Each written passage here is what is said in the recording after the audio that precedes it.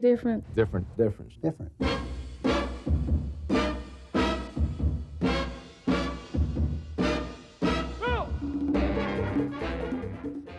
Today's state is well known to foreigners, but in reality is very different from its image. Today we will spend time with senior citizens, policemen, city officials, and plantation owners in the place where they live and work, in Florida. Police work in Miami isn't like the television version. Accompany 2 police officers and learn why their lives are different from others you may be familiar with. Miami has been probably the sexiest place on earth. As soon as I got here, as soon as I got off the plane, as soon as I put my foot on the ground here, I said, I'm home. This is it. This is where I want to be. I saw the palm trees. I saw the deco architecture. I saw the blue water, the beaches. But more importantly, I saw the people. There was just such a variety of folks here from all over the world. This truly is the southern melting pot of the United States. And it's a microcosm of the whole world. It's a very, very exciting, dynamic place. You know, many people are confused when they think of Miami. They think Miami Vice. Well, as much as I'd like to say that I live on a houseboat and I have got a crocodile for a pet, and I have 10 million women chasing me, I have to say that my life is just a tad different than that. Well, maybe I have the women, I'm not sure, but I don't live like that. And the average cop here doesn't either. Not to say we don't chase bad guys, we chase bad guys, that's what we do. But we don't do it in that style. I mean, I think that Sonny Crockett was more concerned with how his hair was flying in the breeze and his pink jacket looked than he was with actually catching a real bad guy. In real life, it's not like that, and I think your viewers understand that. But I will say that the excitement of Miami, the beauty of Miami, and the cultural diversity is all there that you might have seen on Miami Vice. The Miami Police Department is also different. It's a very progressive law enforcement operation. We have a chief of police that just is always thinking of new things. We're on the cutting edge of, for example, community policing. We have sports programs, we have a boxing program, we have a police athletic league that deals with basketball, everything from basketball actually to dancing. It's a program where we try to reach out to kids at risk and bring them in and get them involved in some sort of pro-social activity on a regular basis. We take ex-gang members or current gang members, and we try to preach the theory of nonviolence.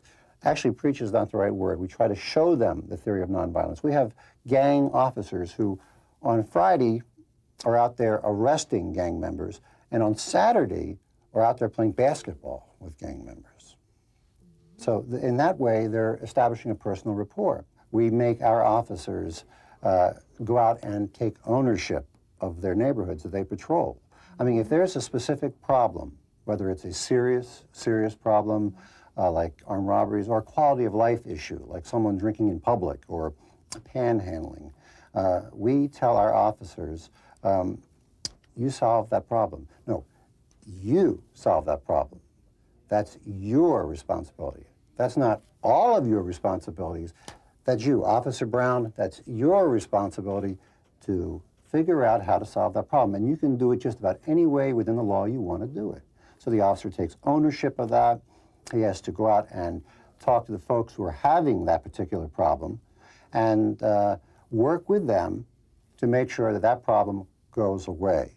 Even if we have to do it block by block, street by street, neighborhood by neighborhood, we find a way to make sure that we tackle every single problem on a neighborhood level, on a personal level. And that, again, is different. I have to say that my life is just a tad different. A tad different means a little bit different. So in that way, they're establishing a personal rapport. Rapport is the relationship you have with other people. 7313. 7342, I'll go by that call with him. Okay, so we're trying to call back on it. We don't have the person on the line. That's Giselle. 7442. Okay, where we're gonna go to, it's an in-progress call that just came out, and it's a burglary in progress. All we got on it was that there was a white male in the rear, possibly breaking into the apartment. Unit QH, taken about 720, Northwest 12th Court. 7342, I'm arrival too. Kiss out 1053. 7513, 3517 Alpha, 7410. That's what he gave, and that's what the complainant said he was going to be tracked at a police one. However, he was calling from 1290 South Miami Avenue.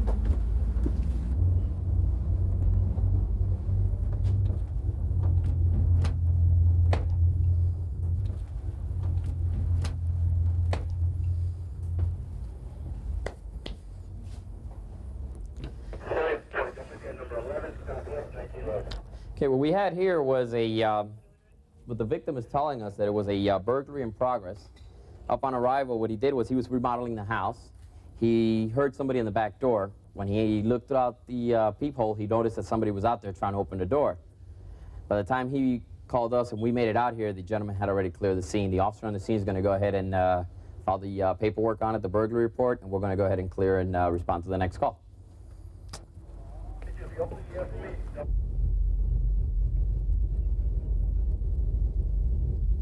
The computer that we got is we're called MDC, it's what it is, and this is connected directly to the FCIC and CIC. FCIC is Florida Criminal Information Center. The NCIC is the National Criminal Information Center. We can run we can get everything from this computer. We can get our calls, we can run a subject, we can run cars, any serial number from any items, boats. We can get everything done through this. Within the next few months, according to what they tell us, is we're going to be able to get our worksheets done through this, which eliminates some of the paperwork that we do by hand.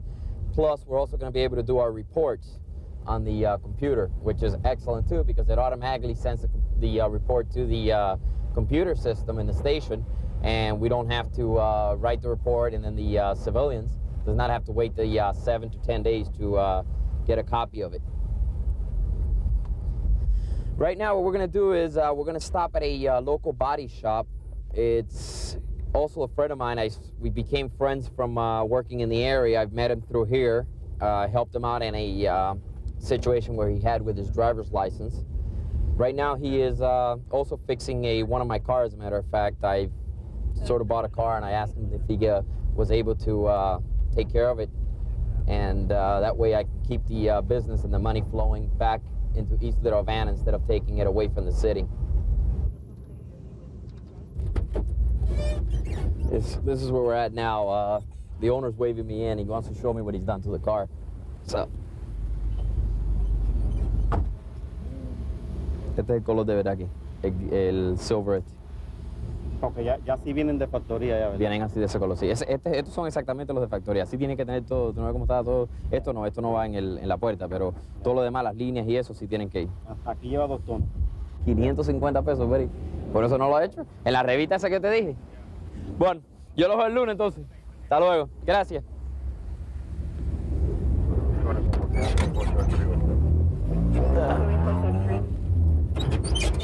My normal job in the area, see, I work beats. I don't work regular patrol. Beats is a officer that's assigned to a certain area, and mostly what we do is we take care of the area, we deal with the merchants in the area, the community, and try to help out in whatever way we can. Hang on. On the sidewalk.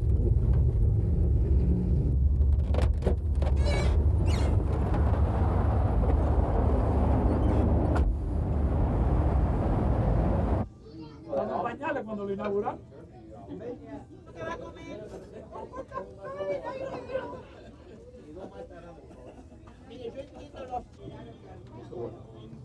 know what they say, you love your grandkids more than you love your kids. How's the business doing? Pretty good. We've been busy today, and everything's been quiet. At least at Good. night when it should be. Now, you guys had no more problems with that burglary you had the other day? Thank God, no burglaries, no nothing. Everything's clean. How about the our locals from out here from the sidewalk? Nothing? I guess they're in jail. They've been hiding or something. I haven't seen them around. Yeah, that's good. Just working hard and keeping busy. Excellent. All right, you know where we're at if you ever need us. All right, thanks a lot. You have a good one, buddy. You too. Sandra 42, have him kiss wife for me. They don't usually, the Haitian community is not usually troublemakers. As a matter of fact, I've learned from the time that I've been down here with them that as long as you respect where they're from and you respect their culture, they can, they'll communicate and they'll respect you. Come here, buddy. What's going on? Picking up cane. Picking up some cans? Yeah.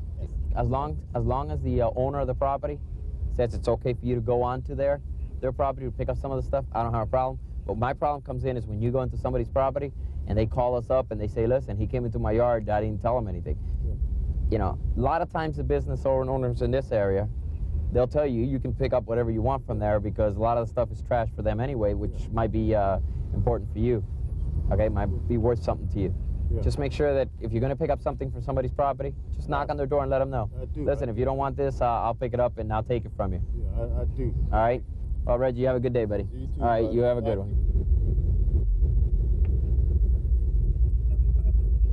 By the time he called us and we made it out here, the gentleman had already cleared the scene. The policier cleared the scene when they left the area. The computer that we got is the, we call MDC. It's what it is, and this is connected directly to the FCIC and CIC. FCIC is Florida Criminal Information Center. The NCIC is the National Criminal Information Center. Right now, what we're going to do is we're going to stop at a local body shop. Remember, a body shop is not only a place to buy cosmetics, but a place where car bodies are repaired. Hang on. On the sidewalk. American people say sidewalk, and British people say pavement for the place people walk. What's going on? That's picking up cane. Picking up some And cans. Americans say cans when British people say tins.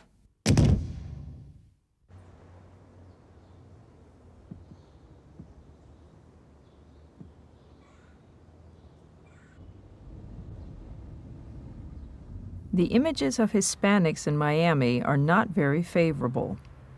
This part of the city is full of contrasts. Originally, this area was for very wealthy people. Today, this has changed to an area for immigrants. Not everyone here, though, is Cuban.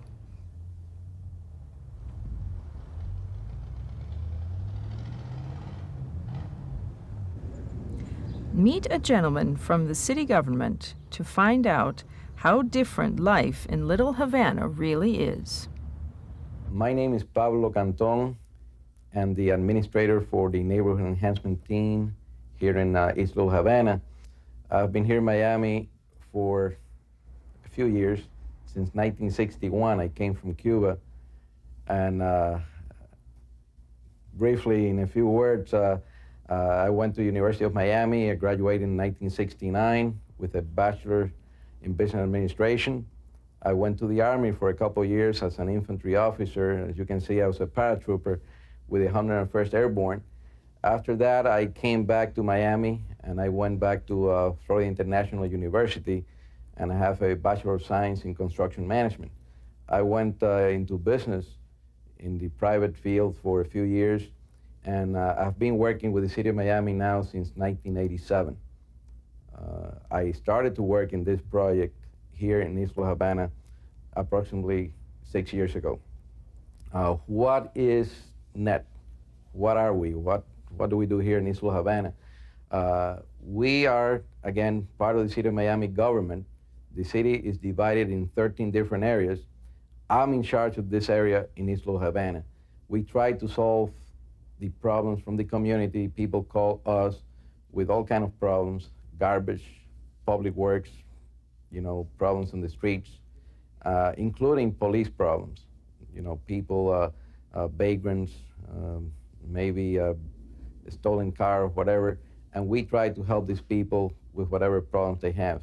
So most of the time, my days are here in the office, listening to people, taking telephone calls on different complaints, and going out to the streets to find out exactly what can we do to solve those problems. I think in the last few years it has been very effective. We have done a lot of things for the community, and you can see the difference. Still, there's a lot to be done. Right now, we are trying to educate some of the people. As you know, this area is not only a majority of Cuban citizens or Cuban nationals that immigrated to the United States. We have a lot of other Central American countries that have residents in the area, largely Nicaraguans, Hondurans, and some other countries from Central America. Again, some of these people in their countries do not have the laws that we have here in the United States. So we have to educate them as far as solid waste when they throw their garbage in the streets. The pickup days, sometimes they throw it any time of the week, and we have specific days where the garbage is picked up. So we have to make sure that everybody follows up the laws, otherwise we have garbage all over the streets. Same thing with crossing the streets in the corner, or maybe throwing litter out in the streets, which is something that we are definitely very much against. We want to keep the image of Miami as a clean city, and we not only hope that the tourists abide by the law, but our own residents should be the first ones that should follow the laws and keep the city clean. Aldo, that lot that we have on 7th Street and Southwest 4th Avenue, what's the status of that lot? What's happening there? Okay, today I'm sending a notice of violation, which the owner should receive it and they have 10 days to clear it, or they will be taken to Code Enforcement Board. Okay, you talked to him? Yes, I spoke with him this morning. Okay, now how about that other structure at 501, Let's see. 509 Northwest 1st Street? Okay, they also been notified, and they're going to Code Enforcement Board on the 20th of March, and they should start clearing it. Okay, anyone inside that building? Are they going in or? This morning there were some arrests done for some trespassers that were in there. Okay, the owner knows that if he doesn't comply, we're going to demolish the building. If by June 1st he doesn't block the doors, the place will be demolished. Yes, he's been aware of it. Okay, if he doesn't take care of it, we have no other choice but to knock it down. Demolished. Okay, thank you. I'll call you in a little while for another one. East Okay. Little Havana, can I help you? People call us with all kind of problems, garbage, public works, problems on the streets, including police problems. People, vagrants. Vagrants are homeless people who wander from place to place. So we have to make sure that everybody follows up the laws, otherwise we have garbage all over the streets. Remember, garbage is the word used in America, where the British people say rubbish. Maybe throwing litter out in the streets, which is something that we are definitely very much against. Litter is the garbage that's thrown out in public places. This morning there were some arrests done for some trespassers that were in there. Trespassers are people who enter others' property without permission. Not all senior citizens in Florida are wealthy retirees from the north. Visit a senior citizens recreation center to find out why it's different.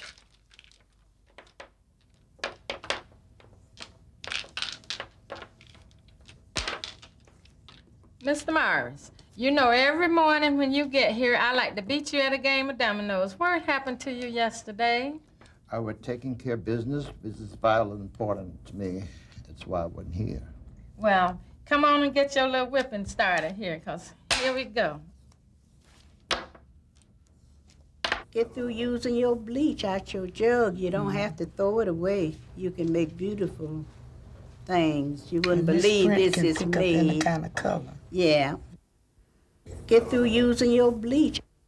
Many people don't say the G at the end, usin' or using.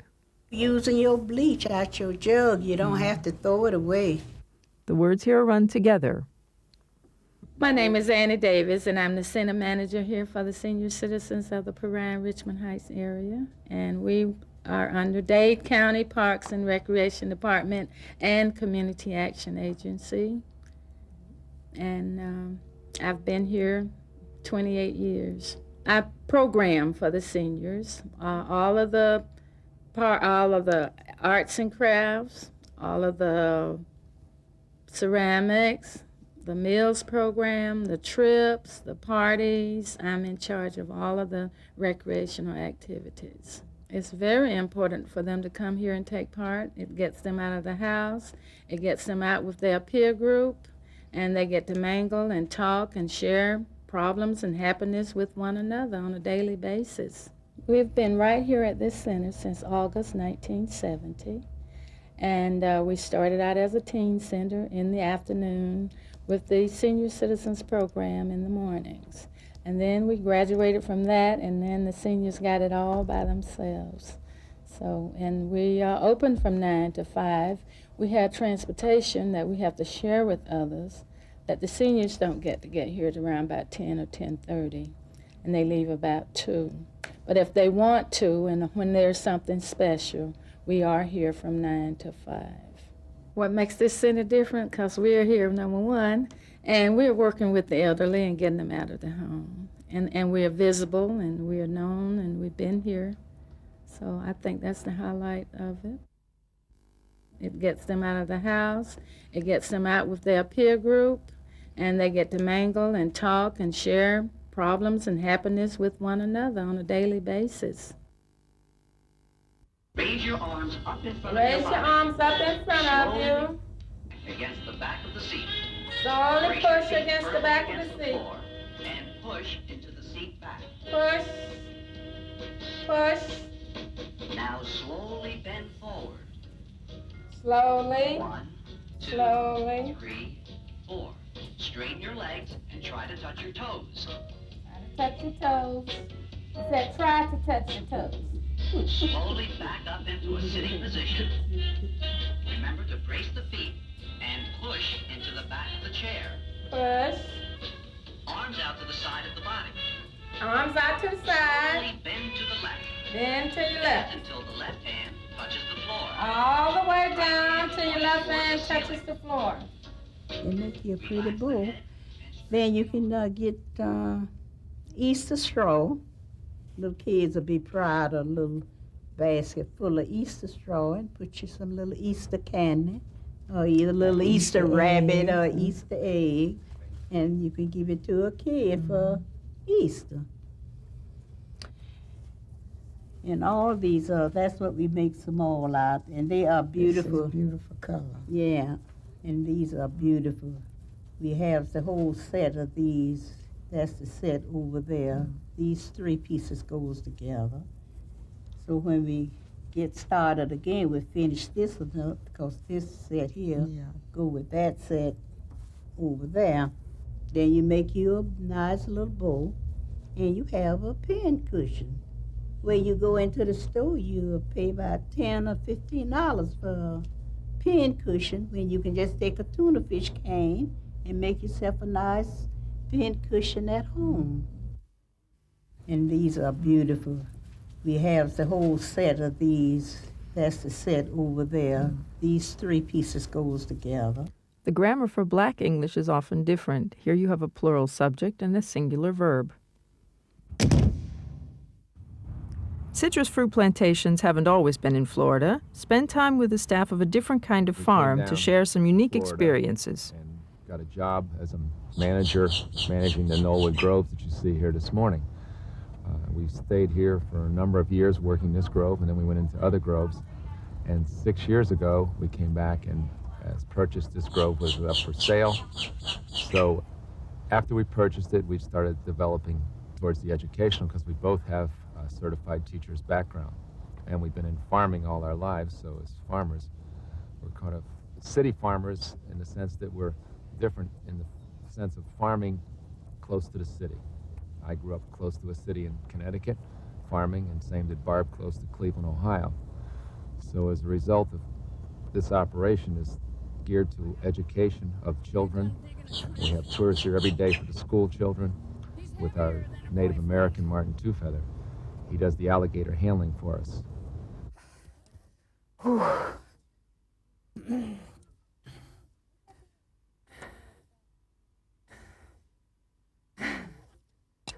Girl,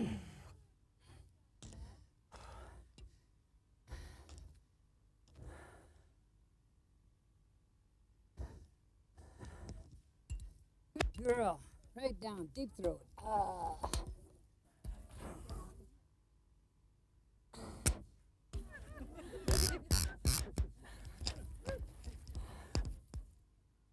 Then you want to tie it off.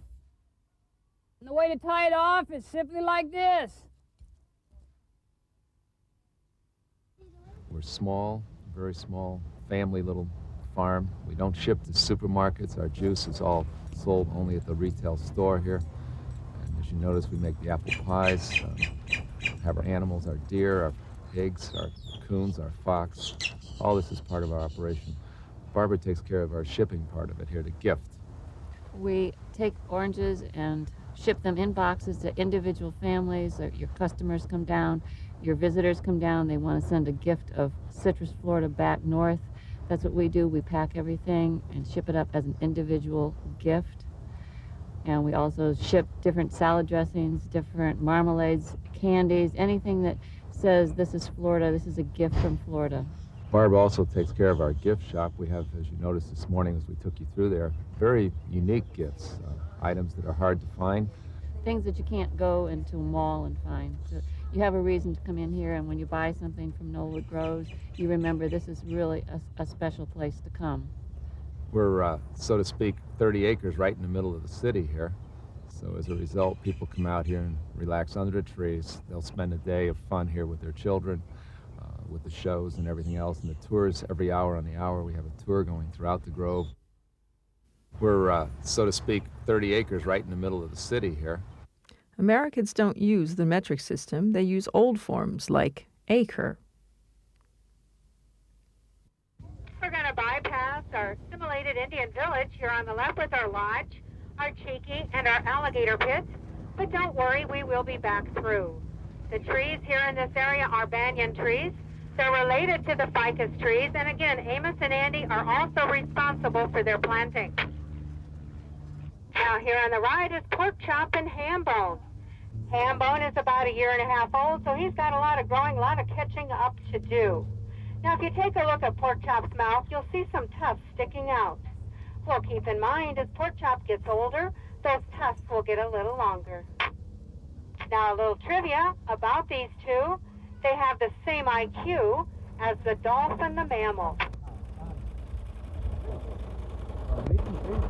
Even Geronimo had been defeated at Canyon de Chelly. Crazy Horse, Sitting Bull, and the others defeated shortly after the Battle of the Little Bighorn. The Battle of the Bitter Creek decided the outcome of what was to happen to most of the Western Native Americans. My tribe laid down their weapons in 1859 without firing a shot. Chief Joseph, after his longest manhunt in history, decided in order to save his mother and his children and his wife, he laid down his arms, leaving only Florida as the last stronghold. Chief Joseph, after his longest manhunt in history, decided in order to save his mother and his children and his wife, he laid down his arms, leaving only Florida as the last stronghold. A stronghold, a final place where people feel secure. We're trying to show people that Florida is really part of the history, what Florida was like in the old days.